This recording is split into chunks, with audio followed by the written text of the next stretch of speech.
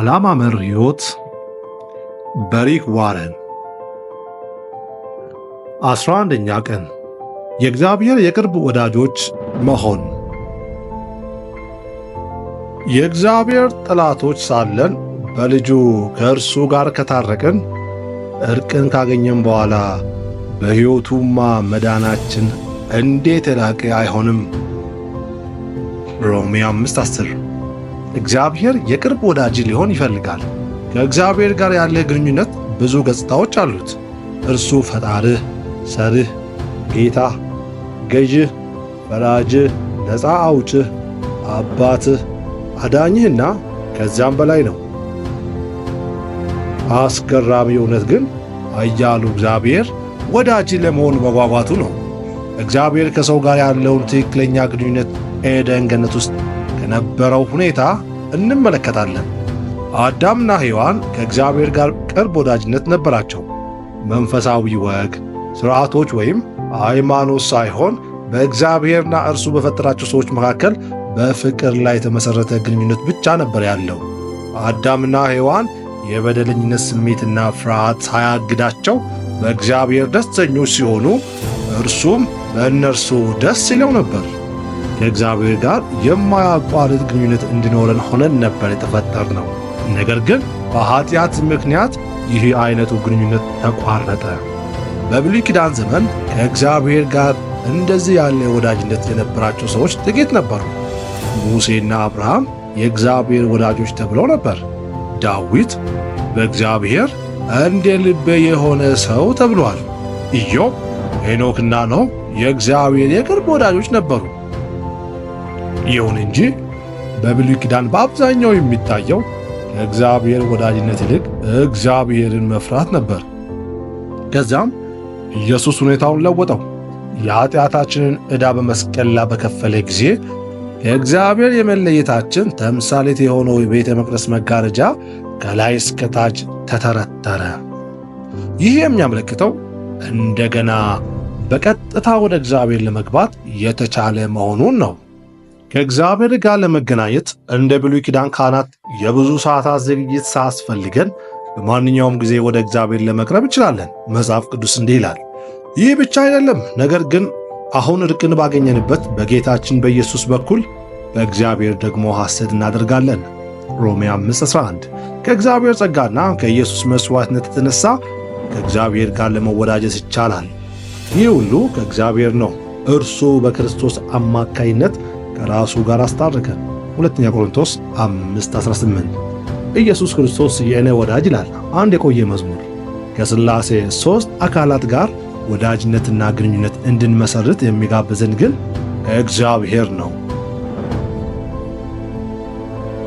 ኢየሱስ እንዲህ አለ፣ ከእንግዲህ አገልጋዮች አልላችሁም፣ አገልጋይ ጌታ የሚሠራውን አያውቅምና፣ ነገር ግን ከአባቴ የሰማሁትን ሁሉ ስለ ገለጽሁላችሁ ወዳጆች ብያችኋለሁ። ዮሐንስ 15:15 በዚህ ጥቅስ ወዳጆች የሚለው ቃል የሚያመለክተው ጊዜያዊ ትውውቅን ሳይሆን መቀራረብና መተማመን ያለበትን ኅብረት ነው። በንጉሥ ቤተ መንግሥት አገልጋዮች እንደፈለጉ ወደ ንጉሡ ለመቅረብ አይችሉም። ቤተሰቦቹና ታማኝ ወዳጆቹ ግን ቅርብ ግንኙነት የማድረግ በቀጥታ ወደ እርሱ የመግባትና ምስጢራዊ ነገሮችን የመለዋወጥ ዕድል ይኖራቸዋል። እግዚአብሔር የቅርብ ወዳጁ ሊያደርገኝ መፈለጉ ከአእምሮ በላይ የሆነ ነገር ነው።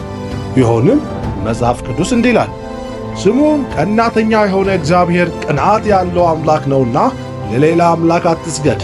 ዘጸአት 34:14 እግዚአብሔር በቅርብ እንድናውቀው ይፈልጋል። እንደውም የሕይወታችንን ዝርዝር ጉዳዮች ጨምሮ ዓለማትን በዕቅዱ የሠራቸውና ታሪክን ያመቻቸው ወዳጆቹ እንድንሆን ነው። መጽሐፍ ቅዱስ እንዲህ ይላል፣ የሰውን ዘር ሁሉ ከአንድ ወገን ፈጥሮ በምድር ላይ እንዲኖሩ አደረገ፣ የዘመናቸውን ልክና የመኖሪያ ስፍራቸውንም ዳርቻ ወሰነላቸው። ይኸውም ሰዎች እግዚአብሔርን ፈልገው ተመራምረው ምናልባት ያገኙት እንደሆነ ብሎ ነው። ሐዋርያት 17 እግዚአብሔርን ማወቅና መውደድ ትልቁ ዕድላችን ሲሆን መታወቅና መወደድ ደግሞ ለእግዚአብሔር ትልቅ ደስታን ይሰጠዋል። እግዚአብሔር እንዲህ ይላል፣ የምመካ ግን እኔ እግዚአብሔር እንደሆኑ በማወቁና በምድር ላይ ምሕረትን ፍትሕንና ጽድቅን የማደርግ መሆንን በመረዳቱ በዚህ ይመካ፣ እኔ በእነዚህ ነገሮች እደሰታለሁና። ኤርምያስ 9:24 ሁሉን ቻይ የማይታይ እንዲሁም ፍጹም በሆነ እግዚአብሔርና ውሱንና ኃጢአተኛ በሆነ ሰብአዊ ፍጡር መካከል ቅርብ ወዳጅነት ሊፈጠር ይቻላል ብሎ ማሰቡ ያስቸግራል። በጌታና አገልጋይ፣ ፈጣሪና ፍጡር ወይም በአባትና ልጅ መካከል ያለውን ግንኙነት መረዳቱ ይቀላል። እግዚአብሔር ወዳጁ ሊያደርገኝ ፈለገ ሲባል ግን ምን ማለት ነው? መጽሐፍ ቅዱስ ውስጥ የተጠቀሱትን የእግዚአብሔር ወዳጆች ሕይወት በመመርመር የእግዚአብሔር ወዳጅ የመሆንን 6 ምስጢሮች እንማራለን። በዚህ ምዕራፍ 2ቱን ምስጢራት፣ የቀሩትን 4ቱን ደግሞ በሚቀጥለው እናያቸዋለን። የእግዚአብሔር የቅርብ ወዳጅ መሆን፣ በማያቋርጥ መነጋገር፣ በሳምንት አንድ ቀን ወደ ቤተ ክርስቲያን በመሄድ ወይም በየዕለቱ የጥሞና ጊዜ እንዲኖርህ በማድረግ እንኳን በፍጹም ከእግዚአብሔር ጋር የቅርብ ግንኙነት ልታሳድግ አትችልም። ከእርሱ ጋር ወዳጅነት የምትመሰርተው የሕይወት ገጠመኞችን ሁሉ ለእርሱ በማዋየት ነው። በእርግጥ ከእግዚአብሔር ጋር የመገናኛ ዕለታዊ የጥሞና ጊዜ ልምድ መመስረቱ ጠቃሚ ነው። ነገር ግን እግዚአብሔር በጊዜ ሰሌዳ ከያዝከው ቀጠሮ የበለጠ ነገር ይሻል። በእንቅስቃሴዎች፣ በንግግሮችና በምታስባቸው ነገሮች ውስጥ እንኳን ሳይቀር እንድታስገባው ይፈልጋል። በቀን ውስጥ በማንኛውም ሰዓት ስለምታከናውነው ወይም ስለምታስበው ነገር ገደብ በሌለውና በማያቋርጥ ሁኔታ ከእርሱ ጋር ልትወያይ ትችላለህ። ሳታቋርጡ ጸልዩ ስል እየተገበያየን፣ በመኪና እየተጓዝን፣ ሥራ እየሠራን ወይም ማንኛውንም ዕለታዊ ተግባር እያከናወንን ከእግዚአብሔር ጋር እንድንወያይ ማዘዙ ነው። የተለመደው የተሳሳተ አመለካከት ከእግዚአብሔር ጋር ጊዜ ማሳለፍ ማለት ከእርሱ ጋር ለብቻ መሆን የሚለው ትርጉም ነው። እርግጥ ኢየሱስ በምሳሌነት እንዳሳየን ከእግዚአብሔር ጋር የብቻ ጊዜ ያስፈልገናል። ይህ ከእንቅልፍ ሌላ ካለ ጊዜ እጅግ ትንሹ ነው። እግዚአብሔር በምታከናውነው ነገር ውስጥ ድርሻ እንዲኖረው ከጠየቅኸውና እዚያ መገኘቱ ከተሰማህ የምታደርገው ነገር ሁሉ ከእርሱ ጋር ጊዜ ማሳለፍ ሊሆን ይችላል። ከእግዚአብሔር ጋር የማያቋርጥ ውይይት ማዳበርን ለመማሪያነት የተጻፈ አይነተኛ መጽሐፍ የእግዚአብሔርን መገኘት መለማመድ Practicing the Presence of God የሚለው ነው። መጽሐፉ የተዘጋጀው በ17ኛው መቶ ክፍለ ዘመን በአንድ የፈረንሳይ ገዳም ውስጥ ምግብ አብሳይ በሆነ ትሑት ሰው ነው። ሰውየው ላውረንስ ምግብ ማዘጋጀትና ዕቃ ማጠብን የመሰሉ የተለመዱና ዝቅተኛ ሥራዎችን እግዚአብሔርን ወደ ማመስገኛነትና ከእርሱ ጋር ኅብረት ወደ መፍጠሪያ ክንውንነት የመለወጥ ችሎታ ነበረው። በእርሱ አገላለጥ ከእግዚአብሔር ጋር ወዳጅነት የመፍጠሪያው ቁልፍ የምታደርገውን ነገር መቀየሩ ሳይሆን ስለምታደርገው ነገር ያለህን አመለካከት መለወጥ ነው። ብዙውን ጊዜ ለራስ የምታደርጋቸውን ማለት መመገብን፣ መታጠብን፣ መስራትን፣ መዝናናትን ወይም ማጽዳትን የመሳሰሉ ነገሮችን ለእግዚአብሔር ማድረግን ጀምር። እግዚአብሔርን ለማምለክ ይቻለን ዘንድ ዕለታዊ ተግባሮቻችንን ወደ ጎን ማድረግ አለብን የሚል ስሜት ብዙ ጊዜ ይሰማናል። የዚህ ምክንያቱ እርሱ ሁል ጊዜ ከእኛ ጋር መሆኑን አለመለማመዳችን ብቻ ነው። ወንድም ላውረንስ በሕይወት ተራ ተግባራት አማካይነት እግዚአብሔርን የማምለኩን ነገር ቀላል ሆኖ አግኝቶታል። ለመንፈሳዊ አምልኮ የተለየ ጸጥታ ወዳለው ስፍራ መሄዱ አላስፈለገውም። ይህ ነው የእግዚአብሔር ዕቅድ። ኤደን ገነት ውስጥ አምልኮ በስብሰባ መልክ የሚካሄድ ሳይሆን የማያቋርጥ ድርጊት ነበር። አዳምና ሔዋን ከእግዚአብሔር ጋር የሁል ጊዜ ግንኙነት ነበራቸው። እግዚአብሔር ሁል ጊዜ አብሮ ስለሆነ አሁን ካለህበት ይልቅ ለእርሱ የሚቀርበው ስፍራ የለም። መጽሐፍ ቅዱስ እንዲህ ይላል፣ ከሁሉ በላይ የሆነ በሁሉ የሚሠራ በሁሉም የሚኖር አባት የሆነ አንድ አምላክ አለ። ኤፌሶን 4:6። የወንድም ላውረንስ ሌላ ጠቃሚ ሐሳብ ረዥም ጊዜ ከሚወስድ ውስብስብ ጸሎት ይልቅ በተከታታይነት ቀኑን ሙሉ ውይይታዊ የሆኑ አጫጭር ጸሎቶች ሲያደርጉ መዋሉ ይመረጣል የሚል ነው። ትኩረት ስለማድረግና የሚበታተን ሐሳብን ስለመሰብሰብ ሲናገር ደግሞ እንዲህ ይላሉ፣ በጸሎት ጊዜ ብዙ መናገር ለሐሳብ መበታተን ምክንያት ስለሚሆን ብዙ ቃላት እንድትጠቀም አልመክርም። የትኩረት እጥረት ባለበት በዚህ ዘመን ጸሎትን ግልጥና አጭር ስለማድረግ ከ450 ዓመታት በፊት የተሰጠ ይህ ምክር አግባብነት አለው። መጽሐፍ ቅዱስ ሳታቋርጡ ጸልዩ ይለናል። አንደኛ ተሰሎንቄ 5:17። ይህን ማድረጉ እንዴት ይቻላል? የሚቻልበት አንዱ መንገድ ክርስቲያኖች ለዘመናት እንዳደረጉት ቀኑን ሙሉ የእስትንፋስ ጸሎት መጸለይ ነው።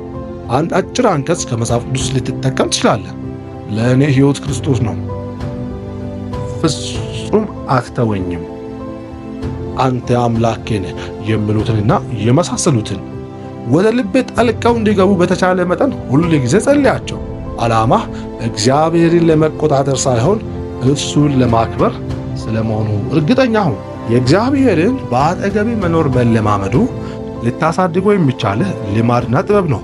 ሙዚቀኞች ዘና ብለው ሙዚቃ መጫወትን ለመልመድ በየዕለቱ ጥበቡን እንደሚያጠኑ አንተም በየዕለቱ በተለያየ ጊዜ ስለ እግዚአብሔር ማሰብን ለመማር ራስን ማስገደድ አለብህ። አእምሮ እግዚአብሔርን እንዲያስታውስ አሰልጥነው። በመጀመሪያ እግዚአብሔር ከአንተ ጋር መሆኑን በቋምነት የሚያስታውሱ አስታዋሾችን መፍጠር ያስፈልግሃል። የሚታዩ አስታዋሽ ነገሮች በዙሪያ ማስቀመጥ ጀምር። እግዚአብሔር አሁን ለእኔና ከእኔ ጋር አለ የሚል ትንሽ ማስታወሻ አዘጋጅተህ አጠገብ ልታኖር ትችላለህ። ቤኔዲክት የተባለውን የሥነ መለኮት ሰው አስተምሮ የሚከተሉ መነኮሳት የሰዓቱን ጸሎት ያስታውሳቸው ዘንድ ደወል ባለው የሰዓት ድምፅ ይጠቀማሉ። አንተም አስታዋሽ ድምፅ የሚያሰማ ሰዓት ወይም ስልክ ካለህ ልትጠቀምበት ትችላለህ። አንዳንድ የእግዚአብሔር አብሮህ መገኘት ይሰማሃል፣ አንዳንድ ደግሞ አይሰማህም። በእነዚህ ሁሉ ውስጥ የእግዚአብሔር መገኘት እንዲሰማ የምትሻ ከሆነ ቁም ነገሩን ስተሃል። እግዚአብሔርን የምናመሰግነው መልካም ስሜት እንዲሰማን ሳይሆን መልካም ነገርን ለማድረግ ነው። ዓላማህ ወይም ግብህ ስሜት ሳይሆን እግዚአብሔር ሁል ጊዜ አብሮ ስለመገኘቱ እውነት የማያቋርጥ ግንዛቤ ያለ መሆኑ ነው። ይህ ነው የአምልኳዊ ሕይወት አኗኗር። በማያቋርጥ ጥሞና ማሰላሰል ከእግዚአብሔር ጋር ወዳጅነት የመመስረቻው ሁለተኛ መንገድ ቀኑን ሙሉ ስለ ቃሉ ማሰብ ነው። ይህ ድርጊት ማሰላሰል የሚባል ሲሆን መጽሐፍ ቅዱስም ስለ እግዚአብሔር ማንነት፣ ስለ አደረጋቸውና ስለ ተናገራቸው ነገሮች እንድናሰላስል በተደጋጋሚ ያስገነዝበናል። እግዚአብሔር የሚናገረውን ሳንረዳ ወዳጆቹ ልንሆን አንችልም። ሳታውቆ ልትወደው፣ ቃሉን ሳትረዳም ልታውቆ አትችልም። መጽሐፍ ቅዱስ እንዲህ ይላል፣ እግዚአብሔር በሴሎ ይገለጥ ነበር፣ በዚያ በቃሉ አማካይነት ራሱን ለሳሙኤል ገለጠ። አንደኛ ሳሙኤል 3:21። እግዚአብሔር ዛሬም በዚሁ መንገድ ይጠቀማል። መጽሐፍ ቅዱስን በማጥናት ቀኑን ሙሉ ባታሳልፍም ያነበብካቸውን ወይም ያጠናሃቸውን ጥቅሶች እያስተላስልካቸው ልትውል ትችላለህ። ጥሞና በገለልተኛ ስፍራ የሚኖሩ መነኩሴዎች ወይም መናኞች የሚከናወን አስቸጋሪና ምስጢራዊ የአምልኮ ሥርዓት እንደሆነ ተደርጎ ብዙ ጊዜ የተሳሳተ ግንዛቤ ሰጥተዋል። ጥሞና ያተኮረና የተሰበሰበ ማሰላሰል ሲሆን ማንም ሊማረውና የትም ሆኖ ሊጠቀምበት ይችላል። አንድን ችግር በመደጋገም በአእምሮ ካሰላሰልከው ያ መጨነቅ ይባላል። ስለ እግዚአብሔር ቃል በመደጋገም ስታሰላስለው ግን ድርጊቱ ጥሞና ይባላል። መጨነቅህን ካወቅህ ጥሞናንም ታውቅበታለህ። ማድረግ ያለብህ ትኩረትህን ከችግርህ ወደ መጽሐፍ ቅዱስ ጥቅሶች መቀየር ነው። በእግዚአብሔር ቃል ላይ ይበልጥ ጥሞና ካደረግህ የሚያስጨንቅህ ነገር ያነሰ ይሆናል። እግዚአብሔር ኢዮብንና ዳዊትን እንደ ወዳጆቹ የቆጠራቸው ቃሉን ከምንም ይልቅ በማክበራቸው ነው። ያለማቋረጥ ቀኑን ሙሉ ስለ ቃሉ ያስቡ ነበር። ኢዮብ እንዲህ ብሏል፣ ከአፉ ከወጣው ትእዛዝ አልራቅሁም፣ የአንደበቱን ቃል ከዕለት እንጀራ አብልጬ ይዣለሁ። ኢዮብ 23:12። ዳዊት ደግሞ እንዲህ አለ፣ አቤቱ ሕግህን ምንኛ ወደድሁ፣ ቀኑን ሙሉ አሰላስለዋለሁ። መዝሙር 119። ሥራዬን ሁሉ አሰላስላለሁ፣ ድንቅ ሥራዬን ሁሉ አውጠነጥናለሁ። መዝሙር 77። የተወዳጁ ሰዎች ምስጢር እንደሚጋሩ አንተም ቀኑን ሙሉ ስለ ቃሉ የማሰላሰል ልምድን ብታዳብር እግዚአብሔር ምስጢሩን ያካፍልሃል። ምስጢሩን ለአብርሃም ነግሮታል፣ ለዳንኤል፣ ለጳውሎስ፣ ለደቀ መዛሙርት እና ለሌሎቹም እንዲሁ አድርጓል። መጽሐፍ ቅዱስ ካነበብክ፣ ስብከት ከሰማህ ወይም ቴፕ ካደመጥክ በኋላ ችላ ብለህ አትሂድ። ደጋግመህ በማሰላሰል እውነቱን በአእምሮ ከልሰው።